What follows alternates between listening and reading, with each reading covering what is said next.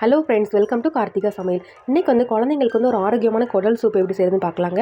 இது வாரத்துக்கு ஒரு தடவை கண்டிப்பாக செஞ்சு கொடுங்க. குழந்தைங்களோட வயிற்றில் இருக்க புண்ணு, வாயில் இருக்க புண்ணு எல்லாமே சரியாகுங்க.